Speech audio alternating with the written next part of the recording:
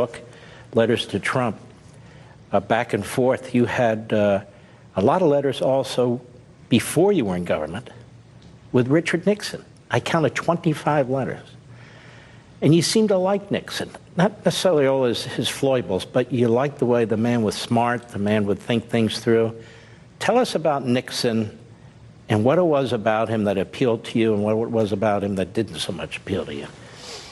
So I respected him. I mean, he was actually a very smart person. He was accepted into the best colleges, and he couldn't go there because he didn't have literally the train fare. I don't know if you ever heard that story, but he could have gone to the great colleges. I won't mention the names, but I hear he was accepted to numerous of the great colleges. Didn't have any money at all, and he went to his college, and because it was near his place of birth.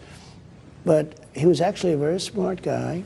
He had a temperament that maybe wasn't suited for a lot of things. And there was this really bad story in the Washington Post about Nixon, and Nixon was furious. He was just angry. He wanted to go there. He wanted to go and attack it. He was going to go to the Washington Post. We said, "You can't do that, you're president." "No, I'm going to go there and confront this writer." And they had a hard time with him. And then there was an equally bad story about Reagan. And everybody was angry about it, except Reagan. He said, "Don't worry about it. They'll forget about it next week." You know, it's just a different personality. And Nixon was very smart. I didn't know him well, but I had dinner with him a few times. He liked me. I was hot at the time. I was a real estate developer. I did a couple of books. The Art of the Deal was the bestseller. I mean, it was a big monster book. Still is. But a lot of my books, I mean, they sell very well. But Nixon and I got to know him. He was a very tough guy. He was, I guess some people would say this about me too, he was his own worst enemy. I mean, I could say that a little bit about myself, much less so than people think, I will say. But he was sort of a paranoid guy. And that's okay, you know, you keep your guard up. I don't say that badly. His views on Henry Kissinger were very interesting. I won't tell you exactly. I get along pretty well with Kissinger, but I tell you his views on Henry Kissinger were not so hot. And he was a tough guy. And they went over to tell him that you have to get out. His biggest regret, according to his daughters, and I think according to him pretty much, was that he didn't fight. They went over there one evening. Barry Goldwater headed up the delegation, and they had some senators and some congressmen. And they went over to tell him he's got to get out. And he left the following day or the following morning. And his biggest regret was that he didn't fight. Mm-hmm. Because it wasn't really like him. And I find that very interesting. And his daughter, when I got impeached twice by really crooked, disgusting politicians, you know, they just happened to have a majority, and the Democrats do stick together, and they, on a perfect phone call, think of it, on a perfect phone call. Mm-hmm. This was a call that, I remember Tim Scott, the senator from South Carolina, read this. He was the first one to say, he read the call because I had it was taped. The call was taped. He said he didn't say anything wrong. He was saying, like, what did he do wrong? It was a perfect call. It was a congratulatory call. But I'll never forget when that happened, we had such great support. Nixon had no support. You know, he just didn't have support. He was very, very tough with people. I get along with people. I mean, I have great Jim Jordan, and all these congressmen are great. They're really incredible people. They're fighters, too. We have some great fighters. People don't realize it. You'll see that, I think. But we have some incredible fighters. Nixon didn't get along with the people in Congress. He didn't get along with the senators. But the fact is, we have some great people in the Republican Party. But I get along with them, and they stuck together. But Reagan, if you go back, and some of the most interesting conversations I had with Nixon, but with his daughter too, because, you know, I'd speak to the family. They asked me would I give him or consider giving him the Presidential Medal of Freedom. And I thought it was a very interesting request. I said, let me get out of some of these little things first. But, you know, he was a brave guy. When I was going through impeachment, I knew I was going to win.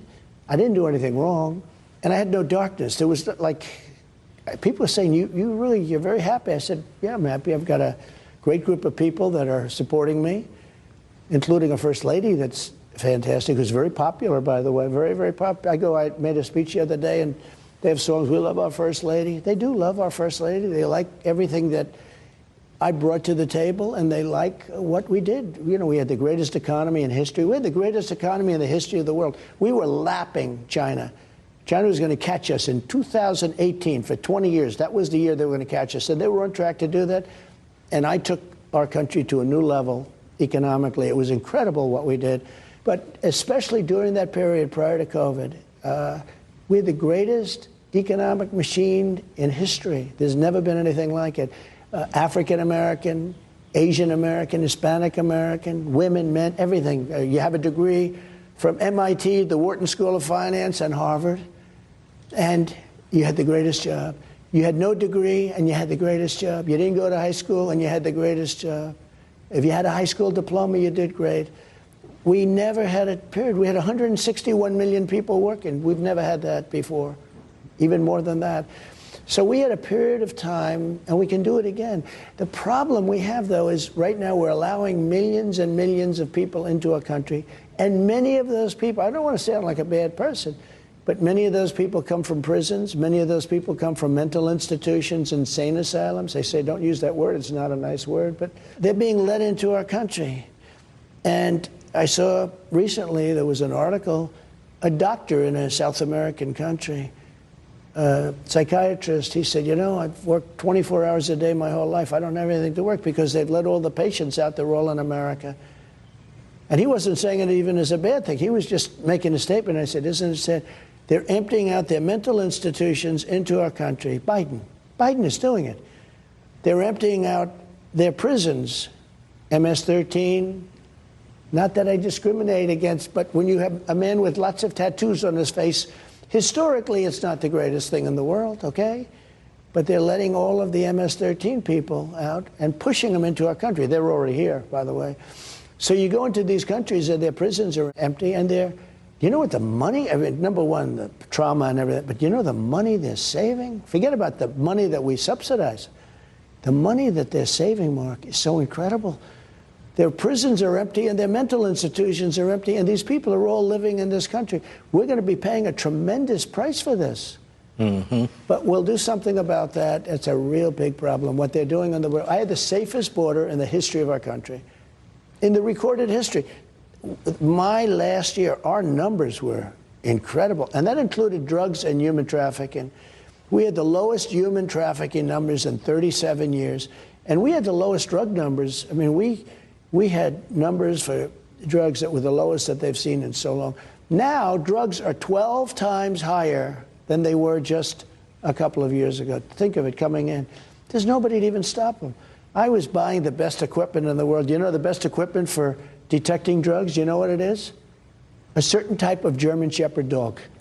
And we had a lot. There is no machine that's better than it. It can sniff it. It's the most incredible thing you've ever seen. It can be in the hubcaps. They put them in the cylinders. They spend millions of dollars on equipment, but there's nothing like a particular dog, German Shepherd. It's the most unbelievable thing I've ever seen. Actually, the machinery is only okay, despite the cost. But the dog is 100% foolproof. And we had our borders protected, and we had stay in Mexico, and we had all sorts of things. You have bad health, you can't come in, you have this, that. We had it. It was at a level. You know, we have fantastic people on the Border Patrol and ICE. We had, you know, Brandon Judd is incredible, and Tom Homan. My people, Tom Homan, incredible. They said this was the greatest we've ever seen. Now you see them on television, they're saying it's totally out of control.